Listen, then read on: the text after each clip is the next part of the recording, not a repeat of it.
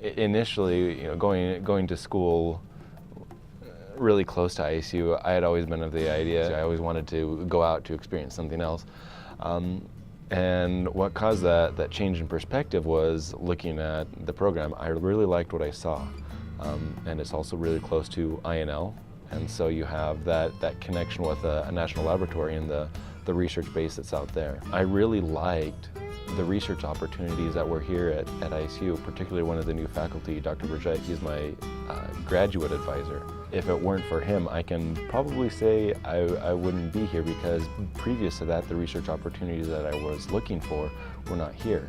But he brought in a whole range of new opportunities dealing with fuel research, with nanotechnologies, pushing the envelope, things that haven't been done before. My wife is also pursuing her counseling, her master's in counseling here at ISU.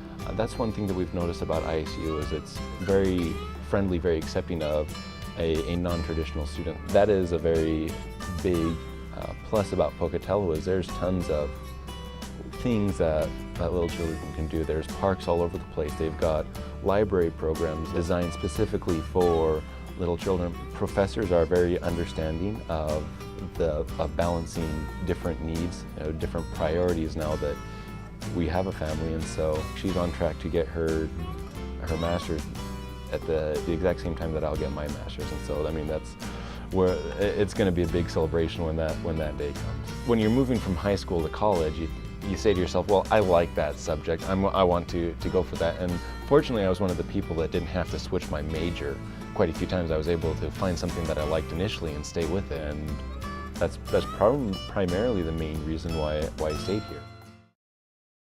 Heard about ISU from one of our departments at TSU.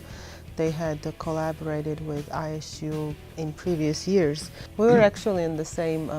We're the same physics faculty. It's called the physics faculty, different departments. She was biophysics, I was physics with a minor in computer science. I met my wife here too, not here in Pocatello, but here in the US.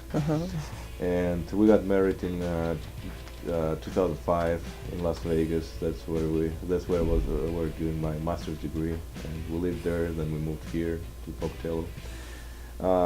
I like it better than Nevada just because it's more closer to Georgia. We actually started our families after we got here. I personally met my husband here in Pocatello, which is really surprising. He was also in physics program.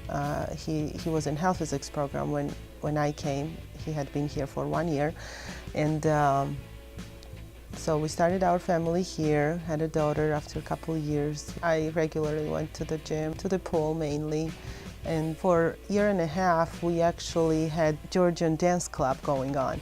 It was really fun. They are involved in the Homeland Security projects a lot. Our program is accredited by ABET, and the curriculum is well done, the classes are well taught, the faculty is very knowledgeable. 2 environmental labs where they can do research assistantships. That's what we got first few years that I was here. Research going on in collaboration with hospitals, different imaging centers for internal dosimetry. There is a collaboration with, what's the institute? Loveless Research Respiratory Institute down in Albuquerque, New Mexico. For my PhD project, I'm involved with characterization of the whole body counting facilities. So those are facilities which are generally found in national labs. Besides the research, you actually get hands on the real stuff, real job, how to calculate real samples coming, and how to interpret those calculations, those measurements, and this is a really good experience. I did my undergrad at SUNY Geneseo, which is this super competitive undergrad. Had a conversation on the phone for a while, and I flew out to Pocatello to check out the town, see what it was like, and I was impressed. So yeah, I'm here. I was really impressed with the quality of research that a lot of people are doing, because I might end up in research. I'm probably not going to end up in education at least at the high school level, but So I was really impressed with the quality of people, the quality of like the research that's being done here. I'm working on a lake core from Lost River Range, I guess in eastern Idaho, and it's a lake core that stretches it's about 4,000 years old, we think. We're still getting the results back on that as global temperatures are going up, and if we can correlate temperature and precipitation in some way or find a relationship, you can say that in the next, 50 years, if temperatures rise, it's probably going to become more arid, less arid, there's no change. So it's important for East Idaho, especially with economics related to hydroclimate, like mining, farming, that sort of stuff. Like I have friends in New York City they always bust on me for coming to what they consider to be a small town. So there's just so much more opportunity to do stuff out here. Like you can go ski at Great Mountains, really close. There's a lot of different activities in the town itself.